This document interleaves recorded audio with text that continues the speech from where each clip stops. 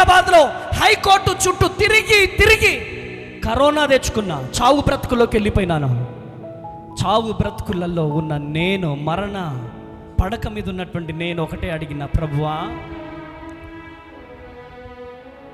చిన్నప్పటి నుంచి అనాథగా బతికానయ్యా. తల్లి లేరు, తండ్రి లేరు, బంధువులు లేరు. ఇంటింటికి వెళ్ళి అడుక్కొని తిన్నానయ్యా. యేసయ్యా, నేనిప్పుడు చనిపోతే నా 2 కుమారులు చిన్న బిడ్డలు ప్రభువా, పసి బిడ్డలు.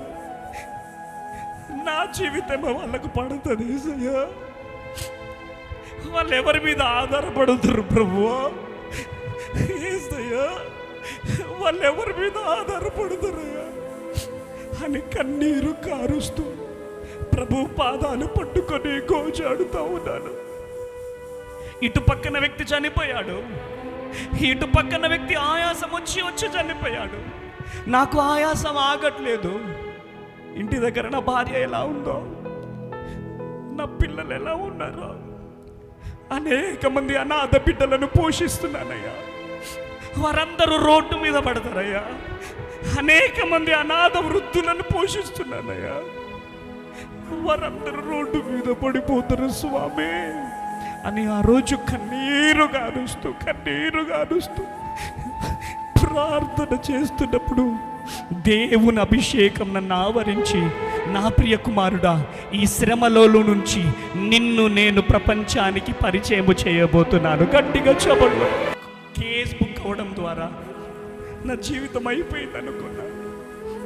నన్ను తీసుకెళ్ళి జైల్లో వేస్తే ఇన్ని రోజులు నేను సంపాదించుకున్న పేరు ప్రఖ్యాతలన్నీ పోయినాయి అనుకున్నాను.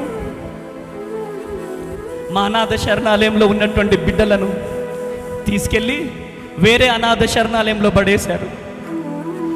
ఎంటీ బెడ్స్ ఉండేటి. ఆ ఎంటీ బెడ్స్ దగ్గరికి వెళ్ళిపోయి, ఇక్కడ లక్కీ పడుకునేవాడు కదా, ఇక్కడ జాషువా పడుకునేటోడు కదా అని చెప్పి అక్కడ చెయ్యి పెట్టి ఒక్కడే ఏడుస్తా ఉండేవాడిని. ప్రియమైనటువంటి దేవుని బిడ్డలారా, చాలామంది నన్ను వదిలేశారు.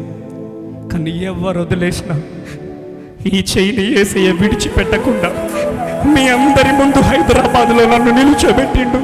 నా యేసుకే మహిమ కలుగునుగా.